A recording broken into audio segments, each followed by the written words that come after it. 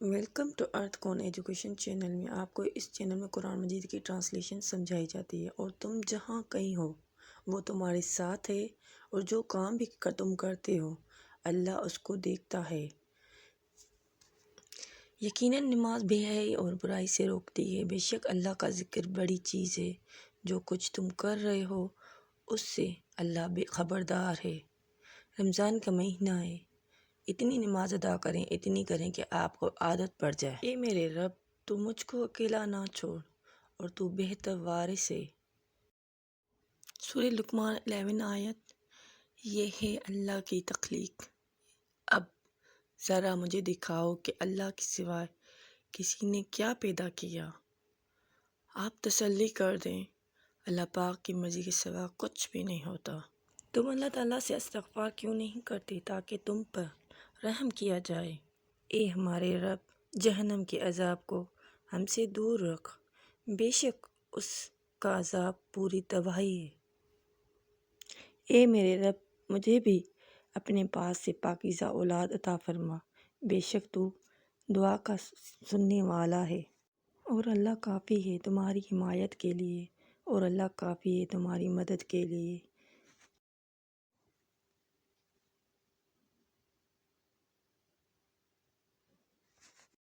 اللہ تعالیٰ کا وعدہ ہے، جو ایمان لائے اور نیک کام کریں ان کے لیے وسیع مغفرت اور بہت بڑا اجر اور ثواب ہے۔ اللہ کی نعمت سے مایوس نہ ہو، یقین جانو اللہ سارے کے سارے گناہ معاف کر دیتا ہے۔ یقیناً وہ بہت بخشنے والا بڑا مہربان ہے۔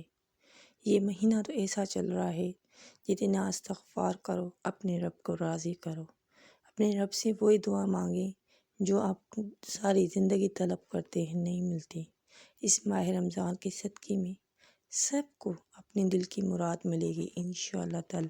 اللہ سے اچھی امید ہے، کیونکہ اللہ پاک نے جو ہمارے دل میں ڈالا ہے وہ ہم مانگتے ہیں، تو مطلب ہمارا ملنا اس چیز کا ہمارے مقدر میں ہے، ہمارے نصیب میں ہے، تو وہ چیز ملتی ہے، کیونکہ ہر چیز کے پہ قادر اللہ ہے، دل میں ڈالنے والا بھی اللہ ہے، اور اس نے تمہیں وہ سب کچھ دیا جو تم نے اس سے مانگا۔ اور اگر تم اللہ کی نعمتوں کو گننا چاہو گے تو نہیں گن سکو گے۔ یقیناً انسان بڑا ہی ظالم اور بہت ناشکرا ہے۔ اللہ جو رحمت لوگوں کے لیے کھولے تو کوئی اس کا روکنے والا نہیں، اور جس کو وہ روکے لے تو کوئی اس کو کھولنے والا نہیں، اور وہ زبردست ہے، حکمت والا ہے۔ اے ایمان والو، اللہ سے ڈرتے رہو اور سچے لوگوں کے ساتھ رہو۔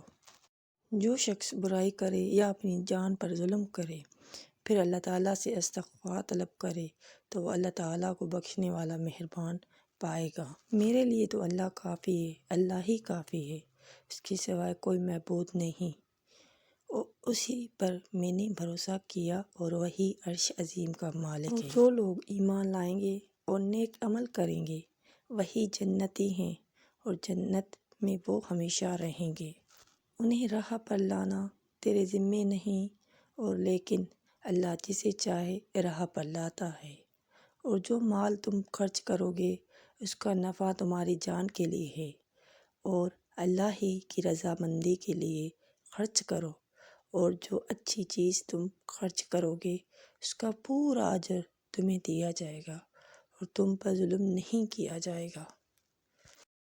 یقین مانو اللہ تعالیٰ کسی شخص پر ذرہ برابر بھی ظلم نہیں کرتا، اور اگر ایک چھوٹی سی نیکی بھی ہوئی تو اللہ تعالیٰ اس کو کئی گنا بڑھا دے گا، اور اپنے پاس سے مزید اجر عظیم عطا فرمائے گا۔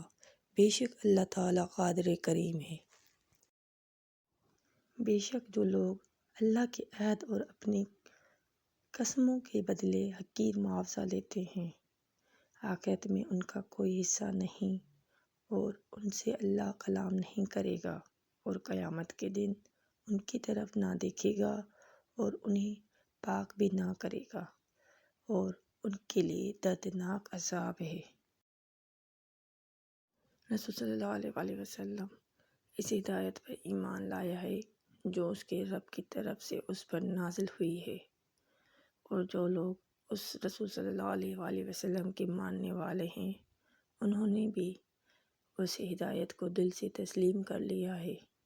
یہ سب اللہ اور اس کے فرشتوں اور اس کی کتابوں اور اس کی رسولوں کو مانتے ہیں، اور ان کا قول یہ ہے کہ بسم اللہ کہ رسول اللہ کو ایک دوسرے سے الگ نہیں کرتے۔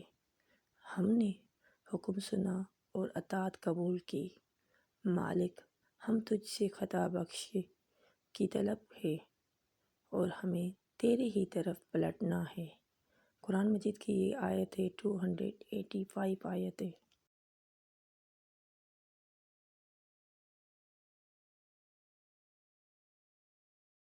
اور وہی ہے جس نے آسمانوں اور زمین کو ٹھیک طور پر بنایا ہے، اور جس دن کہے گا کہ ہو جا تو وہ ہو جائے گا۔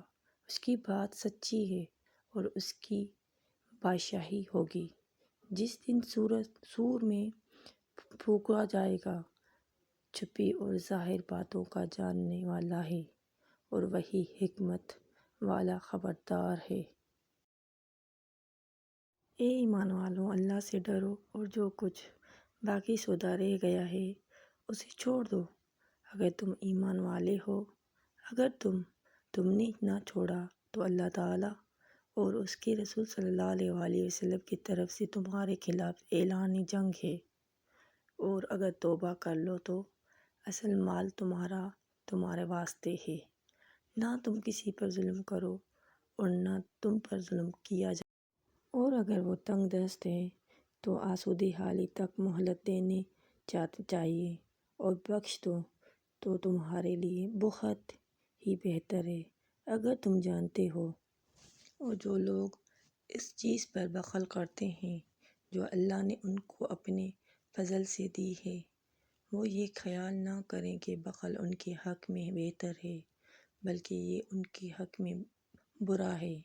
قیامت کے دن وہ مال توق بنا کر ان کے گلوں میں ڈال دیا جائے گا جس میں وہ بخل کرتے ہیں، اور اللہ ہی آسمانوں اور زمین کا وارث ہے، اور جو کچھ تم کرتے ہو اللہ اسے بخوبی جانتا ہے۔ بخل یعنی امانت میں خیانت داری، یہ ہمیں نہیں کرنی چاہیے۔ اے ایمان والو، احسان جتا کر اور ایذا دے کر اپنی خیرات کو ضائع نہ کرو، اس شخص کی طرح جو اپنا مال لوگوں کے دکھانے کو خرچ کرتا ہے اور اللہ پر اور قیامت کے دن پر یقین نہیں رکھتا۔ سو اس کی مثال ایسی ہے جیسے صاف پتھر کے اس پر کچھ مٹی پڑی ہو، پھر اس پر زور کا مینہ برسا، پھر اس کو بالکل صاف کر دیا گیا۔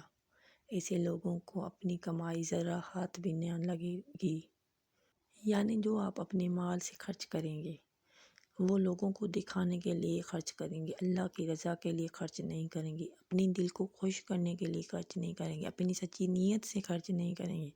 آپ کے پاس جتنی بھی دولت ہوگی اس کا سکھ آپ کو نہیں ملے گا، مطلب آپ اپنے لیے اس پیسے کو یوز نہیں کر سکو گے، کیونکہ یہ قرآن پاک میں لکھا ہے اگر آپ سچی نیت سے کچھ بھی دیتے ہو اللہ کی راہ میں، اللہ کی رضا میں، اور اس میں آپ کی خوشی شامل ہے، تو اس دولت کا آپ کو زیادہ نفع ہوگا۔ کیونکہ آپ اسے خود کے سکھ کے لیے خرچ کر سکو گے۔ بہت سارے لوگ ہوتے ہیں، دولت بہت ہوتی ہے، لوگوں میں بانٹتے رہتے ہیں، اپنی باری آتی ہے استعمال کرنے کے لیے تو ان کا من نہیں کرتا کہ میں دولت کو یوز کروں، خرچ کروں، وہ ان کو فضول خرچ سمجھتے ہیں، یعنی وہ اپنے آپ پر ظلم کرتے ہیں۔ اللہ پاک ان کو سکھ نہیں دے گا، یہ اللہ کی رضا ہے، اللہ کی طرف سے ہے۔ تو کائنڈلی جتنا بھی خرچ کریں اپنے دل کی خوشی سے خرچ کریا کریں، نہ کہ دکھاوے کے لیے، تاکہ آپ کو بھی سکھ ملے۔